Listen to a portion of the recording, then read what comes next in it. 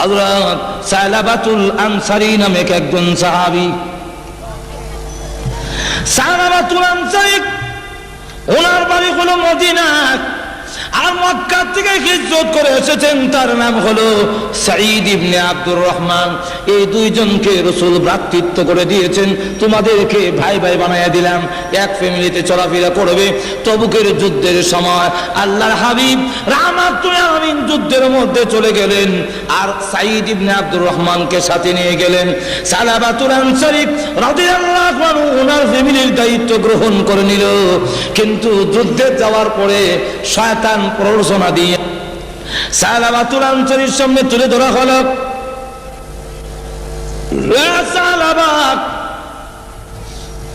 সাঈদ ইবনে আব্দুর রহমানের স্ত্রী বড় সুন্দরী, স্বামী বাড়িতে নাই, বিরাট বড় সুবর্ণ সুযোগ। এই প্রলোভন দিয়া পর্দার ভিতরে নিয়ে গেল। সালাবা ওই মহিলার হাত গিয়ে ধরেছে, যেই মাত্র টান দিল, মহিলা ডাক দিয়ে বলে, সালাবা রে, তোর কি আল্লাহর ভয় নাই? কিয়ামতের মাঠে কি তুই আল্লাহর সামনে দাঁড়াবে না? তোর ভাইয়ের আমানতের খেয়ানত তুই কেমনে করবি? কিয়ামতের মাঠে আল্লাহর সামনে কি জবাব দিবে? বিশ্বাসঘাতকতা এবং জিনা যদি করস। এতটুকু বলার পরে সালাবাতুল আনসারীর অন্তরে জাহান্নামের আগুনের ভয় এসে গেল। হাত ছেড়ে দিয়ে দৌড়ে পাহাড়ের কাছে গিয়ে বৃক্ষের নিচে সিজদা দিয়ে কাঁদলেন, প্রভু অন্যায় করেছি, অপরাধ করেছি, মেহেরবানি করে তুমি মাফ করে দাও। এদিকে সাঈদ ইবনে আব্দুর রহমান যুদ্ধের ময়দান থেকে ফিরে আসলেন বাড়িতে, এসে দেখে সালাবাতুল আনসারী বাড়িতে নাই। তখন তিনি গেলেন, জিজ্ঞাসা করলেন, আমার ভাই সালাবা কোথায়? ওনার স্ত্রী বলেন, পূর্ব দিকে চলে গেছে। সালাবাতুল আনসারীর অনুসন্ধানে বের হয়ে গেল, গিয়ে দেখে পাহাড়ের ভিতরে গাছের নিচে সিজদা দিয়ে কান্দে, প্রভু গো, আমি গুনাহগার, তুমি গফফার, আল্লাহ তুমি যদি মাফ না করো, আল্লাহ আমি জাহান্নামের আগুন সহ্য করতে পারবো না। আল্লাহ কিয়ামতের দিন লাঞ্ছনা অপমান সহ্য করতে পারবো না, মেহেরবানি করে আমার জীবনের গুনাহ মাফ করে দাও। এমনি মাথা উঠাক, আল্লাহর দরবারে তওবা করো, কোনো গুনাহ করে থাকলে আল্লাহ রাব্বুল আলামিনের নাম গফুরুর রহিম, আল্লাহ রাব্বুল আলামিন তোমাকে মাফ করে দিতে পারেন। সালাবা দেখো ভাই সাঈদ, আমি বাড়িতে যাব না, আমার এই চেহারা আর দেখাবো না, তবে যদি আমাকে বাড়িতে নিতে হয়, আমার দুইটা হাত গাড়ির সঙ্গে বেঁধে অপমানিত গোলামের নায়ে টেনে নিতে পারো, আমি আর মদিনায় যাব না। বাধ্য হইয়া সাঈদ রাদিয়াল্লাহু আনহু সালাবার দুইটা হাত গাড়ির সঙ্গে এইভাবে বাঁধলেন, বেঁধে যখন মরা লাশের মতো, যখন নাকি মরা লাশের মতো টানে, তার মেঘ খামসানা রাদিয়াল্লাহু আনহা দৌড়ে সে রশি ধরে টানে, আর কয়, বুড়া তো হয়েছো, বয়স তো কম হয় নাই, চরিত্র বুঝে এখনো বদলায় নাই। সুবহানাল্লাহ বলবেন না? আব্বা চরিত্র এখনো বদলায় না, আর একজনের স্ত্রীর হাতে তুমি কেমনে ধরলে? যে লোক নাকি আর একজনের স্ত্রীর হাতে ধরে, এই লোককে এইভাবে অপমানিত গোলামের মতো টেনে নিতে হয়। বাড়ির কাছে যাওয়ার পরে ডাক দিল, সাঈদ আমাকে বাড়িতে নেওয়ার আগে চলো, আবু বকর সিদ্দিকের দরবারে যাব, আবু বকরকে জিজ্ঞাসা করব, আমার মতো গুনাহগার যদি তওবা করে আল্লাহ রাব্বুল আলামিন মাফ দিবনি, আল্লাহ আমাকে মাফ দিবেন কিনা। আবু বকর সিদ্দিক রাদিয়াল্লাহু আনহুর কাছে গিয়ে দাঁড়িয়ে বলতে লাগলেন, আবু বকর অন্যায় করেছি নফসের ধোঁকায়, শয়তানের ধোঁকায়, আমি যদি তওবা করি আল্লাহ রাব্বুল আলামিন আমাকে মাফ দিবেন কিনা। আবু বকর সিদ্দিক বলেন, মাফ দেওয়া না দেওয়া এটা আমার ব্যাপার নয়, আল্লাহ রাব্বুল আলামিনের ব্যাপার, আল্লাহ মাফ দিবেন কিনা আমি জানি না, তুমি আমার বাড়ি থেকে বের হয়ে যাও। রাস্তায় গিয়ে ডাক দিয়ে বলে, আরে সাঈদ, আবু বকর আমাকে বিদায় করতে পারে, আমি কিন্তু নৈরাশ হই না, আমাকে নিয়ে চলো ওমরের দরবারে, ওমরকে জিজ্ঞাসা করব, আমার মতো নাফরমান যদি তওবা করে আল্লাহ রাব্বুল আলামিন মাফ দিবেন কিনা। হযরত ওমর রাদিয়াল্লাহু আনহু আরো গরম, ওনার কাছে গিয়ে যখন বললেন, আবু বকর সিদ্দিক ওমর রাদিয়াল্লাহু আনহু বলেন, মাফ দিবেন কি দিবেন না আমি জানি না, তুমি আমার দরবার থেকে বের হয়ে যাও। তখন ওনার রাস্তায় বের হয়ে গিয়ে বলে, সাইদ আমাকে ওমর বিদায় করে দিতে পারে, আমি আল্লাহর রহমত থেকে নারাজ হব না, আমাকে নিয়ে চলো আলীর দরবারে, আলীকে জিজ্ঞাসা করবো আমার মতো গুনাহগারকে মাফ দিবে কিনা। আলী রাদিয়াল্লাহু আনহু শোনার পরে তিনিও বললেন, মাফ দেওয়া না দেওয়া আল্লাহর ব্যাপার, আমি জানি না, আপনি আমার বাড়ি থেকে বের হয়ে যান।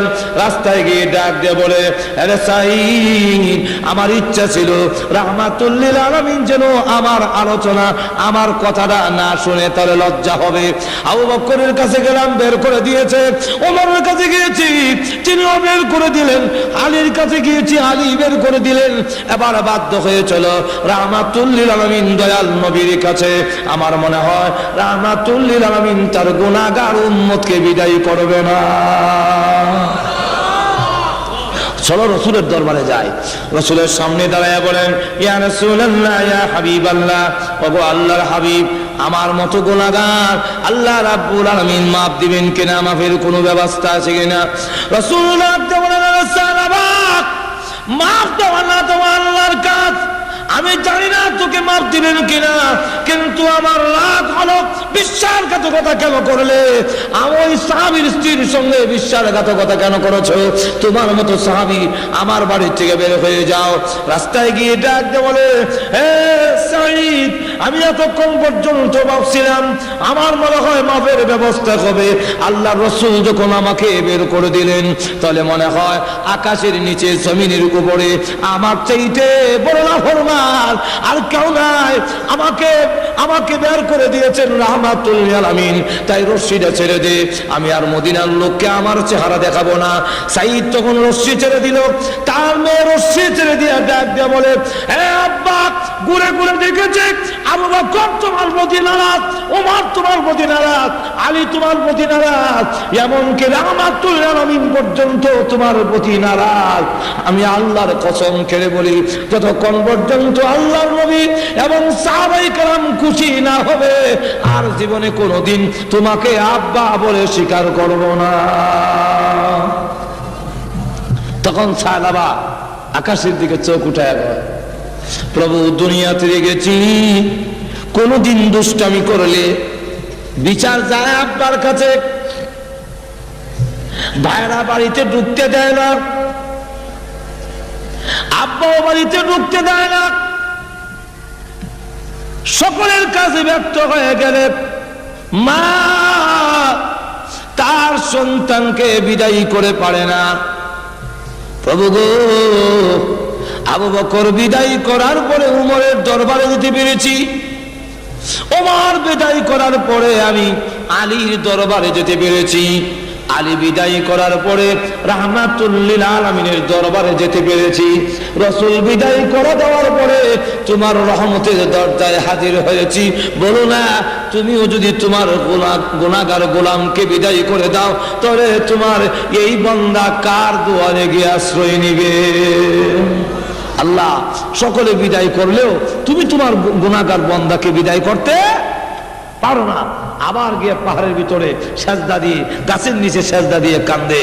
এই মুহূর্তে আল্লাহর পক্ষ থেকে কোরআনের আয়াত নাজিল হয়ে গেল, জিবরাইল হাজির হয়ে গেছেন, হাজির হয়ে বলেন, ওগো আল্লাহর নবী, এই মাখলুকগুলোর মালিক কে আপনি না আল্লাহ? রাসূল বলেন, মাখলুকের মালিক তো আল্লাহ।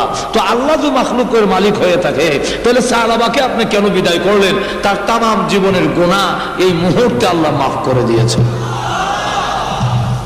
যেই মাত্র এই কথা বলেছে এমনি রাসূল বলেন, আবু বকর একটু কুছ করে দেখো না আমার সাহাবা কোথায় আছে। হযরত উমর দাঁড়ায় বলেন, হুজুর আমাকে অনুমতি দেন, আমিও যাব, কারণ আমিও দোষী, আমার কাছে এসেছিল, আমি তাকে বিদায় করে দিয়েছি। হযরত আলী দাঁড়ায় বলেন, ইয়া রাসূলুল্লাহ ইয়া হাবিবাল্লাহ, আমাকে অনুমতি দেন, আমিও যাব, কারণ আমিও দোষী। হযরত সালমান ফারসি রাদিয়াল্লাহু আনহু বলেন, ওগো আল্লাহর হাবিব, আপনি আমাকে অনুমতি দেন, আমি মুরব্বী সাহাবী, আমার বয়স বেশি। আল্লাহর নবী উনি ইসলাম ধর্ম গ্রহণ করার সময় এত লম্বা হায়াত আর কোন উম্মতে সাহাবীদের মধ্যে, উম্মতে মুহাম্মদের মধ্যে কিয়ামতের আগ পর্যন্ত কেউ এত লম্বা হায়াত পাবে না।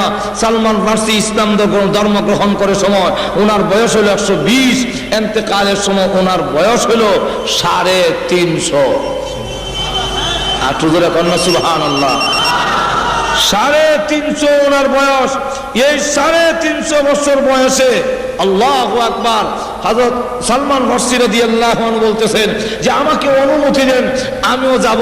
এই 4 জন সাহাবী যখন নাকি হাজির হয়ে গেলেন, খুঁজতে খুঁজতে যখন ওই পাহাড়ের কাছে গেলেন, গিয়ে দেখে লোকেরা খেত কামারে কাজ করে।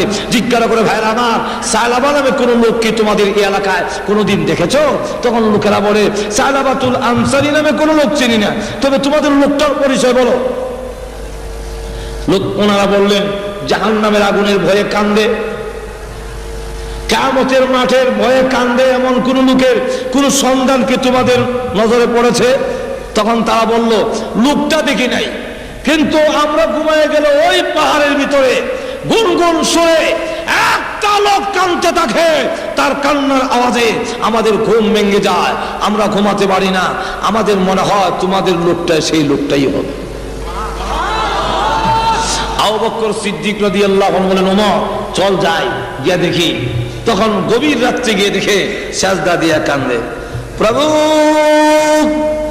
গুনাহ করেছি, অন্যায় করেছি আল্লাহ, তবুও তো তুমি আমাকে সৃষ্টি করেছ, তোমার রহমতের দরজা থেকে যদি তাড়ায়া দাও, বলো না তোমার এই গুনাহগার বান্দা কার কাছে যাবে, কোথায় যাবে? এই অবস্থায় কাঁদতেছেন। আবু বকর সিদ্দিক রাদিয়াল্লাহু আনহু ডাক দিয়ে বলেন, ওরে সালাবা, মাথা উঠা। তখন তিনি ডাক দিয়ে বলেন, অন্ধকারে লোক চেনা যায় না, কিন্তু আওয়াজে বুঝতে পেরেছি তুমি আবু বকর। আমি আপনার কথায় আমি যাব না, আপনি না আমাকে বিদায়ী করে দিয়েছেন, যতদিন আল্লাহ আমাকে মাফ না দিবে আমি আর যাব না, মদিনায় লোকদেরকে চেহারা দেখাবো না। এমনি হযরত উমর ওই গর্তের বলে দাঁড়ায় বলেন, মাথা উঠা, আর কাঁদতে হবে না, আল্লাহ রাব্বুল আলামিন তোর জীবনের গুনাহ মাফ করেছে বলে এই মুহূর্তে কোরআনের আয়াত নাজিল হয়েছে। এমনি সালাবাতুল আনসারী মাথা উঠায় আর বলে, আল্লাহ সত্যি তোমার নাম রহমান রহিম, সকলে বিদায় করলেও তুমি তোমার গুনাহগার বান্দাকে বিদায় করে দিতে পারো না। সালাবাতুল আনসারী সহ 5 জন সাহাবী মদিনার দিকে রওনা দিলেন। মদিনার ভিতরে যখন ঢুকছে তখন হযরত বিলাল ফজরের আযান দেয়। মসজিদের ভিতরে ঢুকলেন, নামাজ আরম্ভ হয়ে গেছে। রাসূল নামাজের মধ্যে আরম্ভ করলেন, আলহাকুমুত তাকাসুর। যেই মাত্র আলহাকুমুত তাকাসুর বললেন, এমনি শোনা যায় বিকট চিৎকারের আওয়াজ। নামাজের মধ্যে সাহাবীরা কেঁপে উঠেছেন, এত বিশ্রী আওয়াজ কার? আবার রাসূল বললেন, হাত্তা যুরতুমুল মাকাবির। এমনি শুনে আরেকটা বিকট আওয়াজ। এই বিকট চিৎকারে সাহাবীদের মধ্যে কম্পন শুরু হয়ে গেছে, কাঁদতে লাগলেন। এমন বিশ্রী আওয়াজ কে দিল? নামাজের সালাম ফিরানোর পরে আসসালামু আলাইকুম রাহমাতুল্লাহ, আসসালামু আলাইকুম রাহমাতুল্লাহ। পিছনের দিকে তাকায়া দেখেন সালাবাতুল আনসারী জমিনে পড়ে গড়াগড়ি করতেছে। আল্লাহর হাবিব দৌড়ে গেলেন, কাছে যাওয়ার পরে এমনি নড়াচড়া বন্ধ হয়ে গেছে।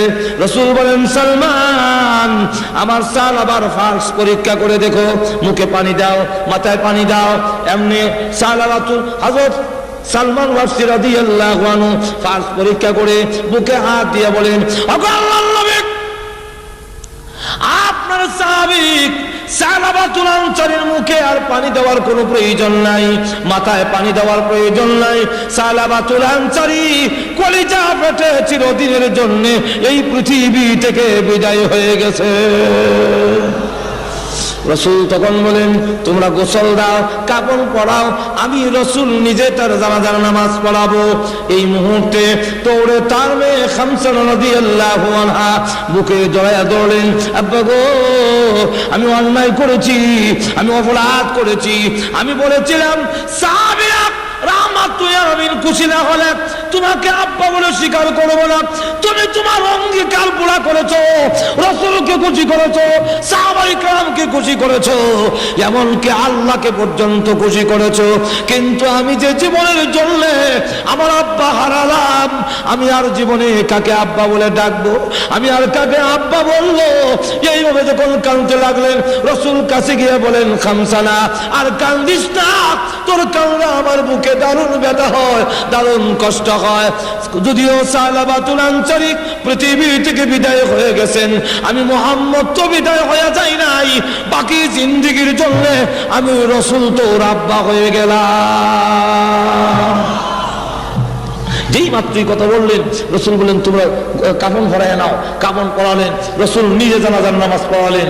লাশ সামনের দিকে যায়, রসুল লাশের সাথে সাথে কবরস্থানের দিকে যাচ্ছেন, কিন্তু উকি দিয়ে হাঁটেন, পা গুলো উকি দিয়ে কালো আঙ্গুলে ভর দিয়ে দিয়ে সামনের দিকে যাচ্ছেন।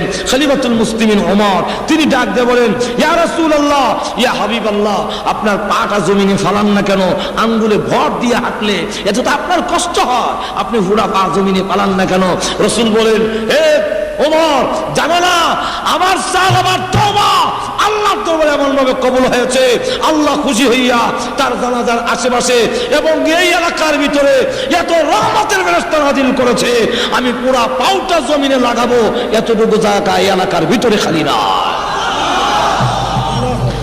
আমার এই হলো সাহাবায়ে কেরামের অবস্থার পরিবর্তন। এই পরিবর্তনটা করেছে রাসূলের উত্তম চরিত্রে, মহান চরিত্রে, যেরকম কে চরিত্রে। সুতরাং বিশ্বের মানুষেরা, তোমরা যদি ইহকালে এবং পরকালে মুক্তি পেতে চাও, তাহলে মুহাম্মদুর রাসূলুল্লাহর আদর্শকে অনুসরণ করো, রাসূলের জীবনীকে তোমরা অনুসরণ করো। রাসূলের জীবনীতে রয়েছে তোমাদের জন্য উত্তম নমুনা, কারণ রাসূলের জিন্দেগিতে কোনো মিথ্যা কথা, আরো যেরকম মিথ্যা কথা। মহান চরিত্র কাকে বলে? আল্লাহু আকবার। এই চরিত্র একমাত্র রাসূলের, কারণ জীবনে কাউকে গালি দিবে দূরের কথা, ওনাকে কেউ যদি আঘাত করছে রাসূলের কাছে দেয়া যায়, হলো আপনার মরণ হোক। মা আয়েশা বলেন, বেয়াদব, তোর মরণ হোক। রাসূল বলেন, আয়েশা জীবনে কোনোদিন কাউকে এমন শক্ত কথা বলবে না, আল্লাহ নম্র এবং ভদ্রকে ভালোবাসে। যেরকম ঠিক না, ঠিক আরো যেরকম ঠিক কিনা। আমাদের দেশে যে একে অন্যের কুরুচি, অশ্লীল, একজনে আপনি আমার বিভক্ত হতে পারে। আল্লাহ রাসূলের চরিত্র হলো একজন তার প্রতিদ্বন্দ্বী যিনি, তার মোকাবেলা যিনি আছেন, তার প্রতিপক্ষ যিনি, সেই দুশমনকে রাসূল কোনোদিন গালি দেননি, রাসূল কোনোদিন অশ্লীল কথা বলেননি। সুতরাং যদি আজকে আমাদের সর্বক্ষেত্রে রাসূলকে অনুসরণ করা যায়, তাহলে দেখা যাবে আমাদের মধ্যে যে একে অন্যের কাটা ছড়ি, একে অন্যের সাথে যে আচরণ, এটা থাকবে না। গোটা সমাজের মধ্যে শান্তি প্রতিষ্ঠিত হবে। যেরকম ঠিক না, ঠিক না ভাইরা আমার? হুজুর সাল্লাল্লাহু আলাইহি ওয়াসাল্লাম কাছে এক লোক টাকা পাবে, বলবো না অসুবিধা হচ্ছে নাকি? টাকা পাবে, রাসূল তার কাছ থেকে কর্জ আনছিলেন, ঋণ আনছিলেন। মনে করেন দেওয়া হবে, আজকে যেমন শুক্রবার গেল, আগামী সোমবারে দেওয়া হবে। সে রবিবারে কি রাসূলের গলার মধ্যে একটা চাদর পেঁচানো, চাদরের এক মাথার ধরে পিছন থেকে এমন সজোরে টান দিল, রাসূলের গলার ফাঁসি লেগে গেছে। ফাঁসি লাগছে বলে তো চেহারার রং পরিবর্তন হয়ে গেছে, আর চোখগুলো চোখের মধ্যে রক্ত জমে গেছে। রাসূল পিছনের দিকে তাকায় দেখলেন হাওলাদার, তুমি আসছো, আচ্ছা ঠিক আছে। খলিফাতুল মুসলিমিন উমর রাগে গুসায় সহ্য করতে না পারে, হয় বেয়াদব কোথাকার, রাসূলের সামনে রাসূলের পারমিশন ছাড়া আমরা কিছু করি না, আর না হয় আমি তোর দেহ থেকে মাথা এখন বিচ্ছিন্ন করে দিতাম। যেরকম ঠিক না? রাসূলকে গালি দিলে সাহাবীরা ছেড়ে দিব? যেরকম না ছেড়ে দিবে? আল্লাহু আকবার। আবু বকর সিদ্দিকের নামে এক লোক গিয়ে কেস দিছে, আবু বকর সিদ্দিকের নামে কেস। এক ইহুদি, হুজুর আপনার আবু বকর সিদ্দিক আমাকে চট দিয়েছে, আমি ড্রেনে পড়ে গেছি, এই দেখেন আমার চামড়া উঠে গেছে, এর জন্য বিশাল প্রার্থী হইলাম। রসুল বলেন নামটা ভুল করেছো, নামটা মনে হয় আবু বকর নয়, নামটা উমর হবে, কারণ চট দেওয়া উমরের কাম, আবু বকর করে চট দেয় না। ওই ইহুদি ডাক দিয়ে বলল না, আমি আবু বকরও চিনি ওমরও চিনি, আজকের শটটা আবু বকরই দিয়েছে। রাসূল বলেন আবু বকর যদি দিয়ে থাকে, আর তুমি ইসলামিক কোডে বিচার দিয়েছো, ইসলামিক কোডে মুসলিম অমুসলিম এর মধ্যে কোনো তফাৎ নাই। নোটিশ গেল, আবু বকর তোমার নামে কেস হয়েছে। আবু বকর সিদ্দিক বলেন আসসালামু আলাইকা ইয়া রাসূলুল্লাহ, ওই ইহুদিটাকে একটা চট দেওয়ার পারমিশন আমাকে দিন।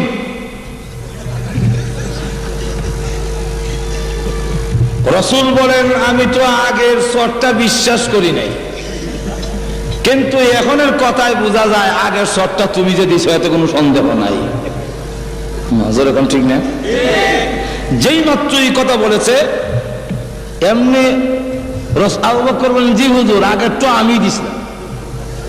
তো তুমি তো জীবনে কোনোদিন গালি দাও না, কাউকে আঘাত করো না, আজকে তুমি কেন চট দিলে? আবু বকর সিদ্দিক বলেন ইয়া রাসূলুল্লাহ ইয়া হাবিবাল্লাহ, ওই যে যাকাত দেওয়ার আয়াত নাযিল হয়েছে, কর্জা দেওয়ার ইউকরিদুল্লাহ করদান হাসানা, আল্লাহ যে বলছেন আমাকে কর্জে হাসানা দাও, ঋণ দাও, আল্লাহ যে বলছেন আমারে দান করো, এইগুলো আয়াত নাযিল হওয়ার পরে এই ইহুদিটা আরেকটা ইহুদির কাছে আমাকে শোনায়া বলে, জোরে জোরে বলে, এতদিন জানতাম মুহাম্মদ আব্দুল্লাহর বেটা, মুহাম্মদ হলো দরিদ্র ফকির, আর এখন থেকে যে আয়াত নাযিল হচ্ছে এতে বোঝা যায় মুহাম্মদের আল্লাহ ফকির, আমরা হইলাম ধনী। জোরে কন্যা নাউযুবিল্লাহ। আবু বকর সিদ্দিক বলেন ইয়া রাসূলুল্লাহ ইয়া হাবিবাল্লাহ, আমার সামনে আমার আল্লাহকে ফকির বলে গালি দিবে, আমার সামনে আমার নবীজিকে ফকির বলে গালি দিবে, আর আমি সহ্য করবো? তাই ইমানদার লক্ষণ হতে পারে না। সত্যিকারের উম্মত যদি হয়ে থাকে, রাসূলের বিরুদ্ধে কোনো কথা যদি হয়, ইসলামের বিরুদ্ধে যদি কোনো কথা হয়, আর রক্ত দেওয়ার জন্য রাজপথে যদি দাপায়া পড়ে, সে সত্যিকারের আশিকে রাসূল। যেরকম ঠিক না? ঠিক না? আরো যেরকম ঠিক না? কোথাও কোনো হাউজি বাম্পার এক্সিবিশন, কোন জুয়া এবং অন্যায় মদের আড্ডাখানা যদি বসে, আর আপনি যদি নীরব ভূমিকা পালন করেন, সেখানে আশিক রাসূল হতে পারেন না। যেরকম ঠিক না? ঠিক না? অন্যায়ের প্রতিবাদে যারা গর্জে উঠে যে আল্লাহ রসুলকে আমি ভালোবাসি, সুতরাং আল্লাহ রসুল ওইগুলো পছন্দ করেন নাই, আমিও পছন্দ করি না। যেরকম ঠিক না? হ্যাঁ আমার লক্ষ্য করে দেখুন, আবু বকর সিদ্দিক কয় আমার কাফেররা বহু গালি দিছে, আমার কলিজার টুকরা আদরের সন্তান হযরত আয়েশার উপরে ওরা জিনার তহমত উঠাইয়া দিয়েছে, কিন্তু আমি সহ্য করেছি, গালি দেইনি, পর্দা। কিন্তু রসুলকে দিলে যেরকম ঠিক না? কোথায় নাকি গালি দিছে আল্লাহ বলতো রসুলকে, হ্যাঁ ইহুদি, আচ্ছা আমার না ওই গালি দিলে, কিন্তু আল্লাহর মধ্যে তো কোনো ইখতিলাফ নাই, আল্লাহ তো তোমরা যেরকম ঠিক না? ইহুদিরা কি আল্লাহ মানে না? আর তুই যেরকম মানে না? তো ইহুদি তুমি তো আল্লাহ মানো, আল্লাহ কি ফকির বললে কেন? এমনি সেই ইহুদি লোকটা তারা কয় ওগো আল্লাহর নবী, আমি জীবনে আল্লাহকে গালি দিই না, আল্লাহকে গালি দিব আমি কি পাগল নাকি? রাসূল বলেন আবু বকর তুমি বলতেছো গালি দিয়েছে, সে বলে গালি দেয় নাই, এখন এই যে ইখতিলাফ লাগলো, এখন তো কোর্টে কেস হয়ে গেছে। আবু বকর সিদ্দিক বলেন হুজুর আমার নাম যে শেখেদা সিদ্দিক উপাধি, তার অর্থ হলো চিরন্তন সত্যবাদী, এটা আল্লাহর পক্ষ থেকে তো আমার লাগানো হয়েছে, আপনি তো জানেন আমি মিথ্যা বলি না। রাসূল বলেন খুব জানি, খুব জানি তুমি মিথ্যা বলো না, কিন্তু কোর্ট তো এই সিদ্দিক দিয়ে চলে না, কোর্ট তো নীতিমালা আছে। নজর এখন ঠিক না? কোর্টের ইসলামী কোর্টের বিধান হলো আল বাইয়িনাতু আলাল মুদ্দাই ওয়াল ইয়ামিনু আলা মান আনকার। ইসলামী কোর্টের নীতিমালা হলো যে নাকি বাদী হবে তার পক্ষে দুজন সাক্ষী উপস্থাপন করতে হবে, বিবাদীর উপর দুজন সাক্ষী লাগবে। তোমার আর যদি সাক্ষী না থাকে, বিবাদী বলবো আল্লাহর কসম আমি করি নাই, কেস ডিসমিস, এখন তুমি সাক্ষী উপস্থাপন করো। কথা হুজুর আমার সাক্ষী নাই, কিন্তু ঘটনা সত্য। তো ঘটনা সত্য হলে কি সাক্ষী না তো ঘটনা প্রমাণিত হবে না। তখন কয় হুজুর সাক্ষী নাই। এখন যদি আপনি আমাকে, আমি আল্লাহ এবং তার রাসূলের ভালোবাসার প্রমাণ দেখাইছি, এখন যদি এতে আমার ফাঁসির কাস্টে ঝুলতে হয় 1000 বার আমি রাজি আছি। রাসূল বলেন রাজি থাকলে প্রস্তুত হও, তোমার বিপক্ষেই আমি রায় দেব। তুমি তাকে চর দিয়েছো, চরের বদলা চর। আবু বকর সিদ্দিকের বিরুদ্ধে চরের রায় হয়ে যাবে, যে একটা চর আবু বকর দেওয়া হবে। এই ইহুদি আর একটা চর তাকে দিয়ে দিবেন, এই পরিমাণ বড়। আল্লাহু আকবার। এমনি শুনে জিবরাইল আসার ঘন্টার আওয়াজ শোনা যায়। ঘুমাই গেছেন তো, সুবহানাল্লাহর আওয়াজ নাই। আরো যে চিৎকার দেবেন সুবহানাল্লাহ। যেই মাত্র দেখা যায় জিবরাইল আসতেছে, রাসূল বলেন অপেক্ষা করো, এই মুহূর্তে জিবরাইল আসে কেন? নিশ্চয় আবু বকরের পক্ষে, আল্লাহর পক্ষের কোন সিদ্ধান্ত আসতে পারে। হুজুর আপনার কানে কানে বলে আবু বকর সিদ্দিকের বিরুদ্ধে রায় দেওয়ার আগে আল্লাহ রাব্বুল আলামিনের কোরআনের আয়াতটা আগে শুনুন, তারপরে রায় দিবেন। সুবহানাল্লাহ বলবেন না? আবু বকর সিদ্দিকের পক্ষে আল্লাহ কোরআনের আয়াত নাযিল করেছেন, লাকাদ সামিআল্লাহু কাওলাল্লাযীনা ক্বালু ইন্নাল্লাহা ফাকীরুন ওয়া নাহনু আগনিয়া।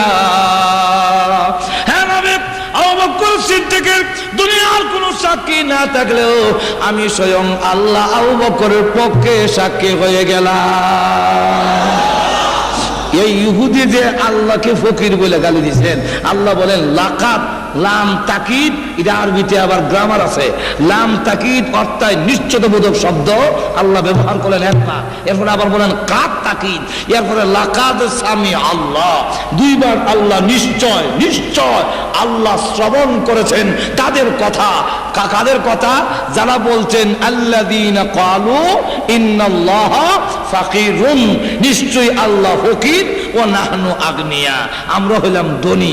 এই কথা যে বলছেন আল্লাহ কুদ্দুতি কান দিয়া শুনছেন। এখন আপনি কেমনে রায় দিবেন, এটা আপনার ব্যাপার। রাসূল বলেন কিরে ইহুদি, আগে দিন না করছিল আমাদের আল্লাহ কয় গালি দিছ। আমি কি আর জানি আমার নামে যেমন আয়াত নাযিল হইব। চিন্তা করেন কি পরিমাণ বাটপার। এখন চিন্তা ব্যাপারটা হলো সাহাবায়ে কেরাম, তাদের ভালোবাসা আর মহব্বত এমন যে নিজের প্রাণ দিতে পারে রাসূলের ইজ্জত নষ্ট হতে দিতে, আরো যখন দিতে সব কিছু দিতে পারি, কিন্তু রাসূলকে ছাড়তে পারি। আল্লাহু আকবার। সাহাবায়ে কেরাম মা ছাড়তে রাজি, বাবা ছাড়তে রাজি, আত্মীয় স্বজন ছাড়তে রাজি, কিন্তু নবীজি ছাড়তে রাজি না।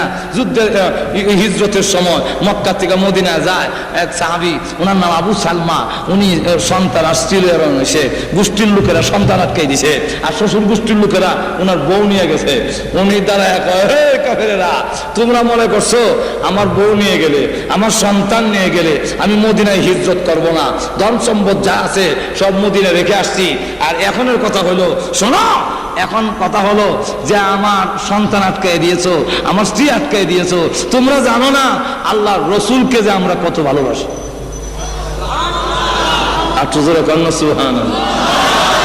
আল্লাহু আকবার, আল্লাহু আকবার। আল্লাহর রাসূলকে যে কত ভালোবাসি এটা তোমরা তো জানো না। আমার নিজের প্রাণের চাইতেও আল্লাহর রাসূলকে আরো কোটি গুণ, আরো যেরকম কোটি গুণ। আমি রাসূলকে আগে অনুসরণ করব কেন? রাসূলের জীবন আদর্শ আমার অনুসরণ করো, এবং এটা করলে আমি কেন করব, কেন করতাম, এটার বিস্তারিত আলোচনা আগে বলছি, সময় নাই। এক নম্বরটা হলো রাসূলের চরিত্র হলো মহান চরিত্র, যার চরিত্রের মধ্যে কোনো কলঙ্কের দাগ নাই, মিথ্যা নাই, ধোঁকা নাই, বাটপারি নাই, এবং যার কাছে আসলে একটা লোক এমন হয় যে জীবনের জন্য ভালো হয়ে যায়, তাম পৃথিবীর মধ্যে সবচেয়ে শ্রেষ্ঠ মানুষ হিসাবে ঘোষণা হয়ে যায়। যেরকম ঠিক না? তাহলে এক নম্বর, আর বিস্তারিত বলতে গেলে তো অনেক লম্বা সময় লাগবে। এক নম্বর হলো ওয়া ইন্নাকা লাআলা খুলুকিন আযীম। আল্লাহ রাব্বুল আলামিন হলেন আমার রাসূলের সার্টিফিকেট আমি দিলাম। পৃথিবীর কোন নেতা, কোন মহান ব্যক্তিত্বে যারা বড় বড় লোক আছে, এরা কারো আল্লাহর পক্ষের সার্টিফিকেট নাই, কিন্তু রাসূলের পক্ষে আল্লাহ রাব্বুল আলামিন সার্টিফিকেট দেন। আমার রাসূল হলো মহান চরিত্রের অধিকারী। যেই ঘটনাটা বলতেছে সেটা আমি দেখো এলাই, মনে আছে তো আপনাদের? সেটা বলি। ওই যে উমর বললো যে রসুল যদি না থাকতো সর দিয়ে তার ছড়াই দিলাম বলে, যেরকম ঠিক না? তো রসুল বলেন না ওমর, তার দেওয়ার তারিখ হলো সোমবার, একদিন আগে এসে এলে অসুবিধা কি? তুমি তাকে যে দমক দিছো এই জন্যে তুমি তাকে টাকাটা তো দিবাই বাইতুল মালে, আমার ইয়েতে কুষাগারে যদি মাল থাকে, ফান্ডের টাকা তাকে দিয়ে দাও। আর তুমি যে আমাদেরকে ধমক দিলা এই জন্য আরো 200 দিরহাম জরিমানা দিও। লোকটা সাথে করে নিয়ে গেল, বলতেছে যে এই নাও তোমার পাওনা টাকা, আর এই নাও রসুল যে বলছেন আরো 200 টাকা। আমি জরিমানা দিলাম, ফার্মাদাররা কেন ধমক দিলাম? লোকটা টাকা নেওয়ার জন্য আসি নাই, আমার দেওয়ানের তারিখ হয় নাই, আমি তো আসলে টাকা নেওয়ার জন্য এসি না। কেন আসছো? তাওরাত কিতাবের মধ্যে বিশ্বনবী রাহমাতুল লিল আলামিনের যত গুণগান উল্লেখ করা হয়েছে এক একটা করে পরীক্ষা করে দেখেছি। শেষটা ছিল বিশ্বনবী যিনি হবে 300, বিশ্বনবী যিনি হবে 300 খারাপ আচরণ কেউ করলে উনি পাল্টা তার সাথে ভালো আচরণ করবে।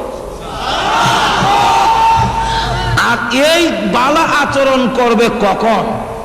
এমনি সব বালা মানুষ শৈল গুতা দিয়ে রাগ চুলায় সারলে যদি ঠিক থাকতে পারে তাহলে ভালো মানুষ, যেরকম ঠিক না? আর নাহলে তো এইখানে যারা আছেন সব ভালো মানুষ, সব ভালো মানুষ, সবতে হাসি, কিন্তু আমি খারাপ আচরণ করে দেখি, তখন দেখা যাবে যেরকম ঠিক কিনা।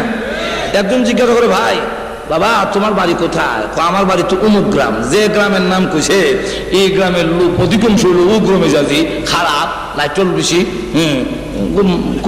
আর কি জঙ্গলি কিসিমের মানুষ। তার আচরণে, এই ছেলের আচরণে সে একটু লেখাপড়া শিক্ষা বা একটু শহর বন্দর থেকে ভালো থেকে একটু ভালো হিসেবে আর কি, কথা বুঝছেন না? তো কয় বলে আমার বাড়ি তো অমুক গ্রামে। তোমার আচরণে তো বোঝা যায় না। না বাবা আমার বিশ্বাস হয় না এই গ্রামে তোমার বাড়ি। কোন আশা আমার বাড়ি এই গ্রাম, বলবে না, আমার বিশ্বাস হয় না। এই গ্রামের লোকের আচরণ এরকম হওয়ার কথা না। একবার দুইবার তিনবার সময় না চাচা আমার বাড়ি এই গ্রাম। তো আবার যখন না আমার বিশ্বাস হয় না, কখন শ্রদ্ধা চলে তুমি বিশ্বাস না হইলে তখন বিশ্বাস হচ্ছে, কখন বিশ্বাস হচ্ছে, যেরকম ঠিক না? এখন বোঝা গেল তো রাগ না চুলাইলে তো বোঝা যায় না।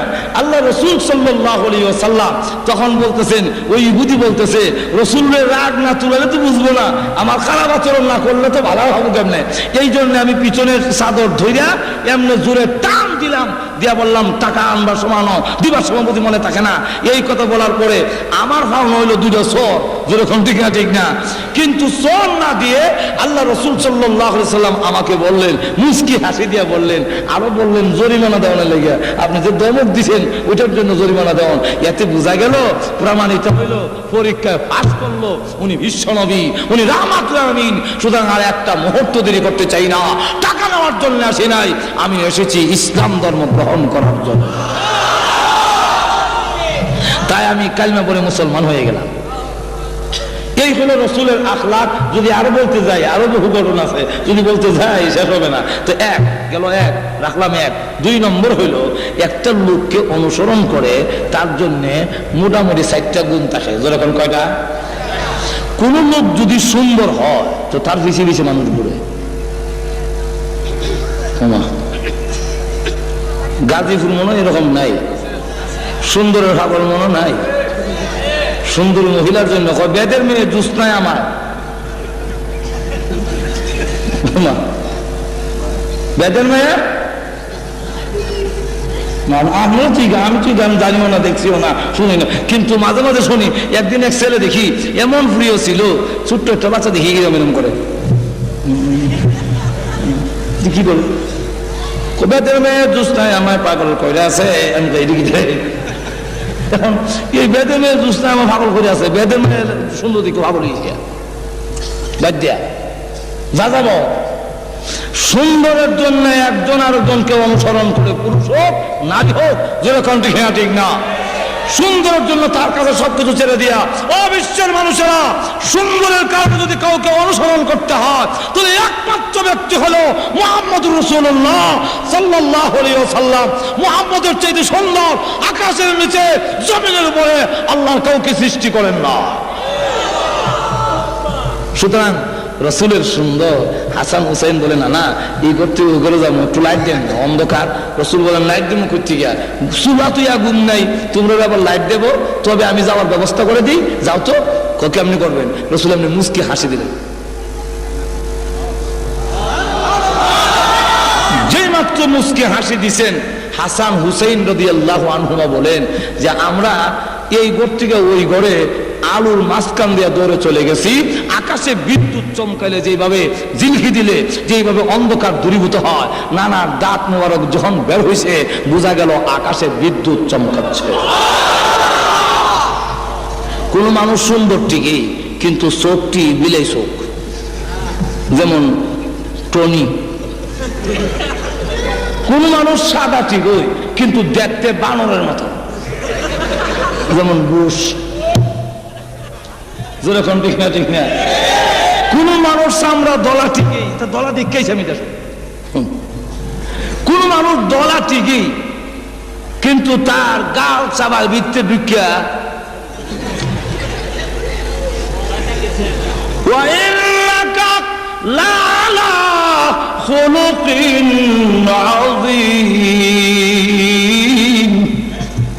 আল্লাহ রাব্বুল আলামিন বলেন, রসুলের যে মহান চরিত্র, তাফসীর ইবনে কাসির মধ্যে উল্লেখ করেছে, চরিত্র সুন্দর বলতে শুধু চরিত্র না, রসুল মাথা থেকে পা পর্যন্ত এমন কোন জিনিস ছিল না যে আল্লাহর নবীর দোষ ধরার মতো আছে। এজন্য সামাইলে তিরমিজির মধ্যে উল্লেখ করেছে, আল্লাহর রসুল লাম্বাও ছিলেন না, বাটিও ছিলেন না, কারণ লাম্বা হইলেও দোষ, বাট্টা হইলেও দোষ। কিন্তু খলিফাতুল মুসলিমিন উমর ছিলেন সাহাবীদের মধ্যে সবচেয়ে লম্বা।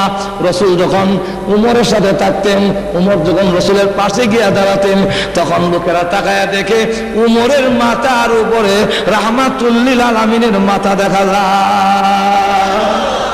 কারণ হলো, আবার যদি কেউ দুজন আডে আর একজন যদি বাড়িও, কোনো মন্ত্রী যদি এমনি আডে, আমরা দেশের প্রতি আমরা দেশের যে প্রতিমন্ত্রী, ভূমি প্রতিমন্ত্রী, উনি যদি আনে একই নয় না, বেটা ছুটো যেরকম ঠিক না, একটা যেরকম ঠিক না। এখন রসুল যদি আবার উমরের মাথা নিচে থাকে, রসুলের মাথা, তো লোকেরা করবে ওই দেখো মোহাম্মদের মাথা দিয়ে উমরের থেকে নিচে। এই জন্য এটা ছিল মুজিজা, যত লম্বাই আসো রসুলের সামনে রসুল বড় হয়ে যেত। আবার মাপলে দেখা যায় লম্বা তো করে না, বাচ্চা তো করে না। আল্লাহু আকবার। এখন যদি এগুলো বলতে যায় অনেক লম্বা সময় দরকার, তো এক নম্বর হলো সুন্দরের কারণে যদি অনুসরণ করো, আল্লাহু আকবার।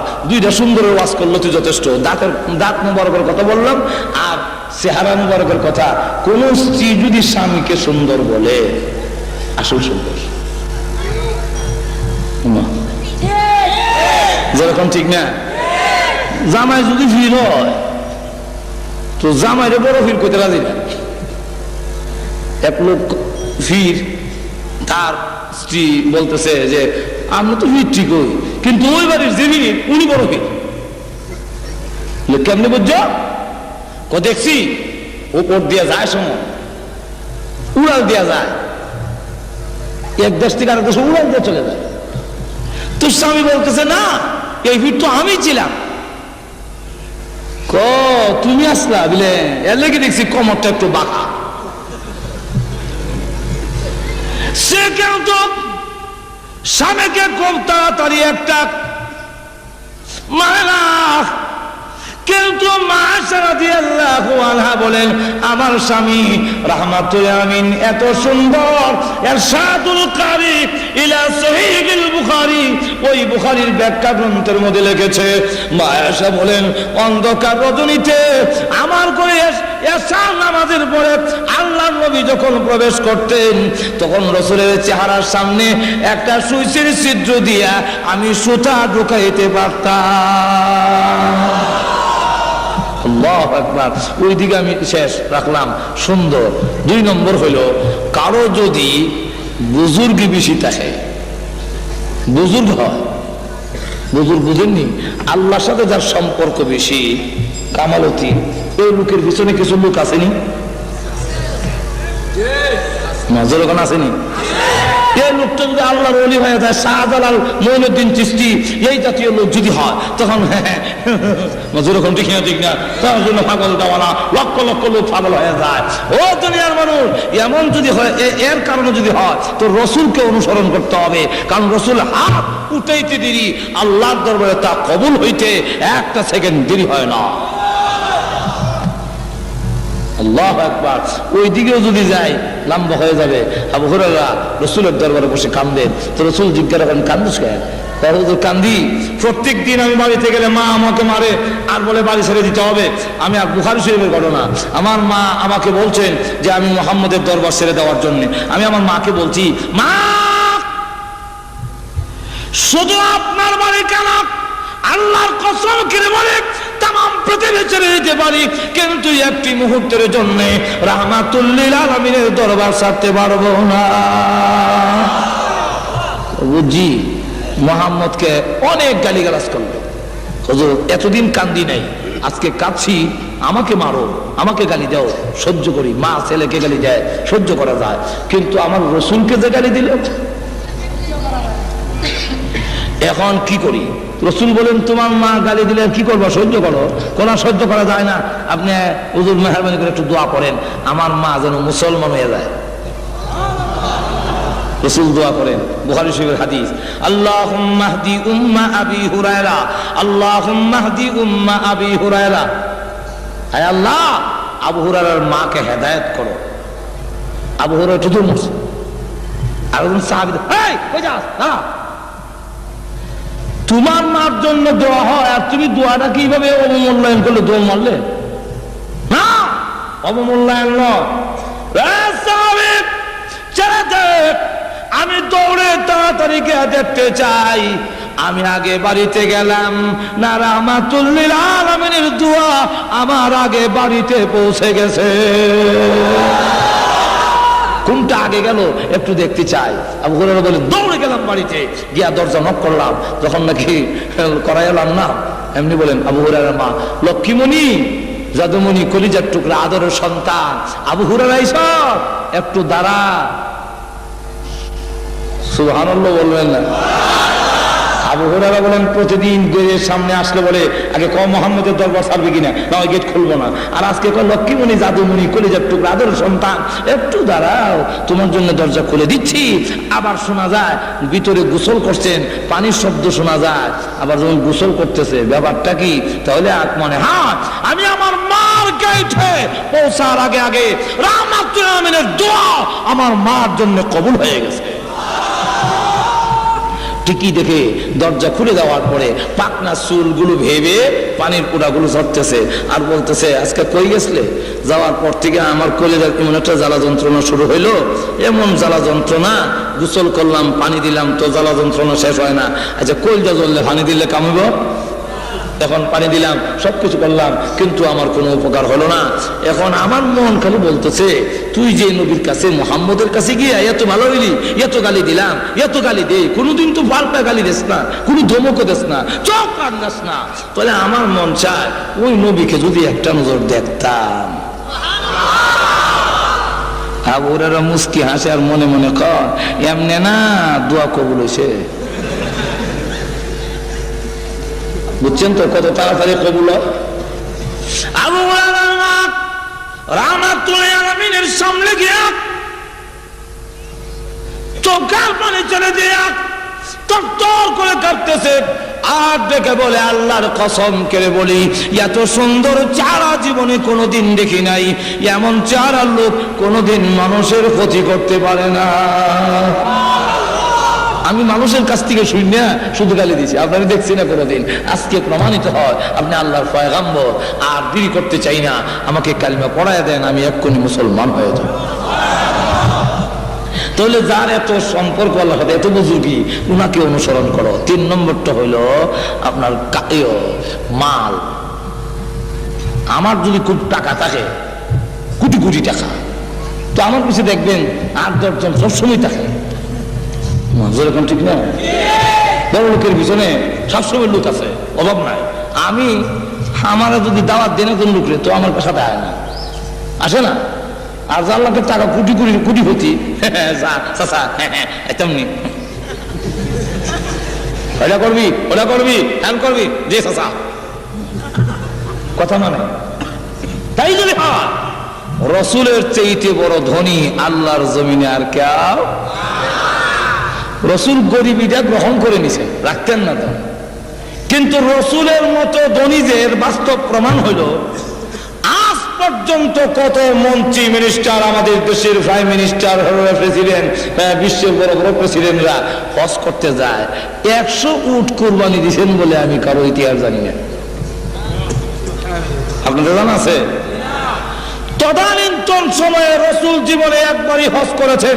এই হজের নাম প্রথম হজ, এই হজের নাম ওই বিদায় হজ। কথা বুঝছেন? বিদায় হজের নামে সকলে চিনে বেশি, কিন্তু আসলে এটাই জীবনের রসুলের প্রথম হজ। আর জিন্দিগিতে হজ করেননি।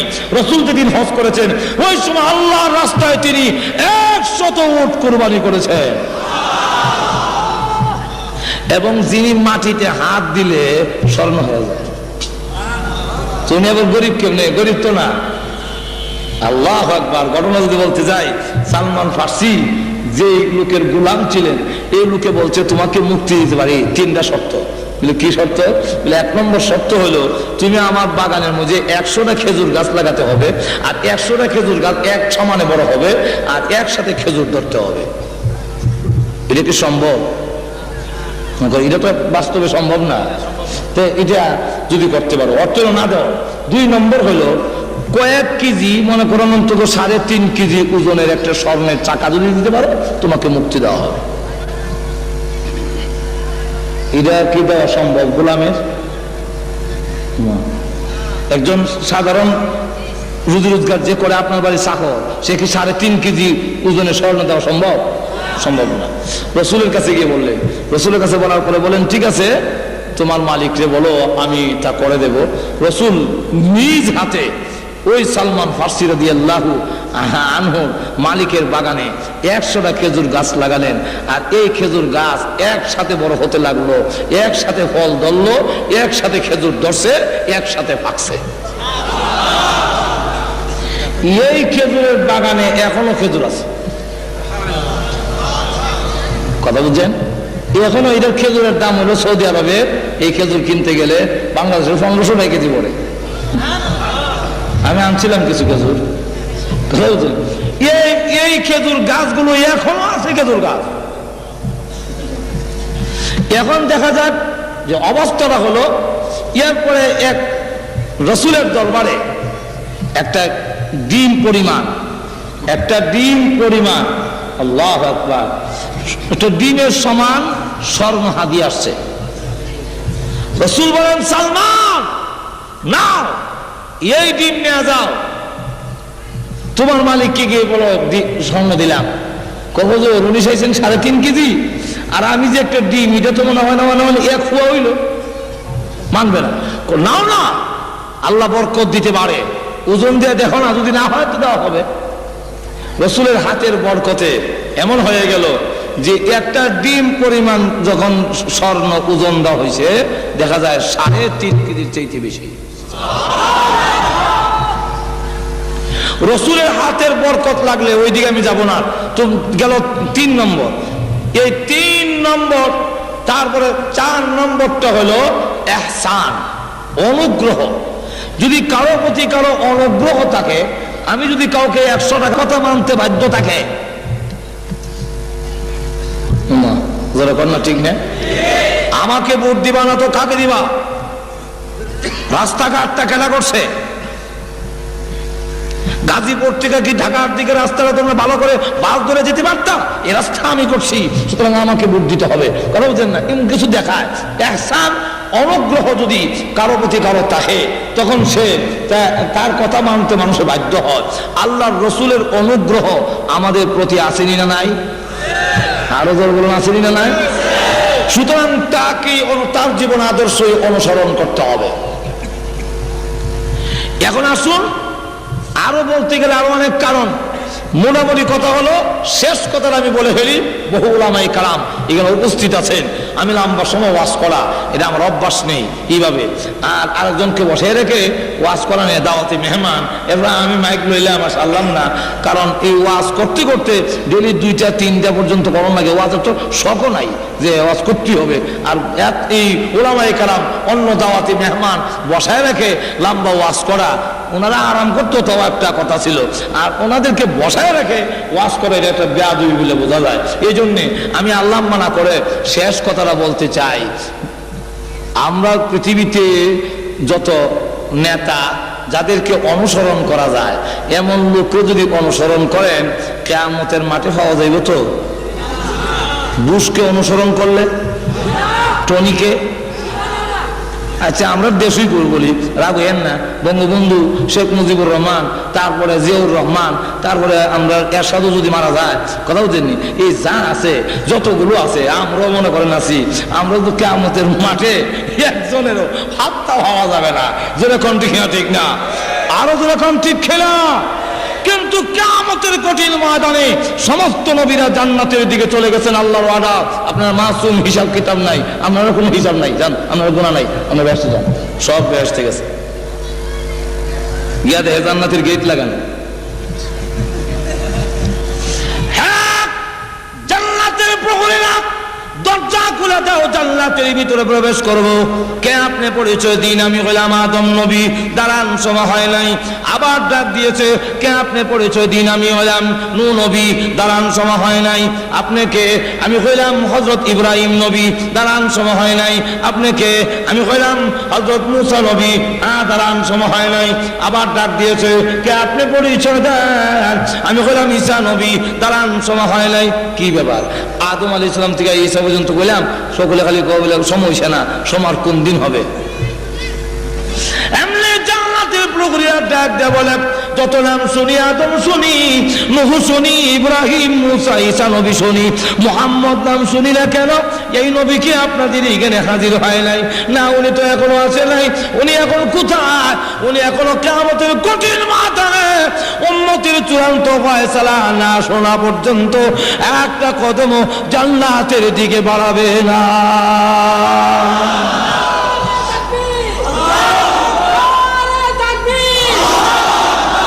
দেখা যাবে তখন জান্নাতের প্রহরীরা বলবে, সেই নবী না আসা পর্যন্ত আমরাও জান্নাতের গেট খুলনের ওয়ার্ডার নাই। কিয়ামতের মাঠে আমাদের নবী উম্মতকে রেখে জান্নাতে যাবে না। সুতরাং এমন নবীকে অনুসরণ করা, তার জীবন আদর্শকে ফলো করার দরকার আছে না নাই? আরো জোরে বলুন। যাকে দুনিয়াতেও অনুসরণ করলে লাভ, পরকালেও। আরো জোরে বলেন। রাসূলের কথা মানলে দুনিয়াতেও লাভ। লাভ কি? রাসূলের জীবন আদর্শকে অনুসরণ করলে, আমি আগে বলছি, বিস্তারিত সময় নাই। রাসূলের দাড়ি রাখলে আপনার শারীরিক লাভ। আপনি যদি মিসওয়াক করেন, শারীরিক লাভ। আপনি রাসূল বলছেন গাঞ্জা খায়ও না, গাঞ্জা যদি না খান আপনার লাভ। মদ খায়ও না, আপনার লাভ। রাসূল যা বলছেন, এইগুলো যদি করেন, আপনি যদি পাঞ্জাবি গা দেন, মাথায় টুপি দেন, এতে আপনার শারীরিক লাভ। নামাজ যদি পড়েন, তাহলে আপনার শারীরিক লাভও আছে। যেরকম ঠিক না, ঠিক না? এই জন্যে আসুন, আমি আপনাদের কাছে শেষ এই আলোচনা রেখে যে আমরা রসুলকে ইহকালে এবং পরকালে পাবো, আল্লাহ আমাদের সকলকে তৌফিক দেন।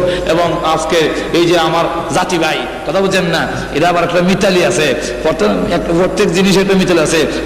কবুতরে একটা দুস্তি আছে, যেরকম আছে নাই?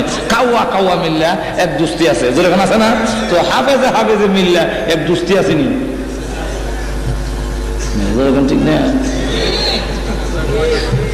হাফেজ আব্দুল কাদের সাহেব, আল্লাহ ওনাকে তৌফিক দিয়েছেন। আল্লাহ তৌফিক দিন। আসসালামু আলাইকুম।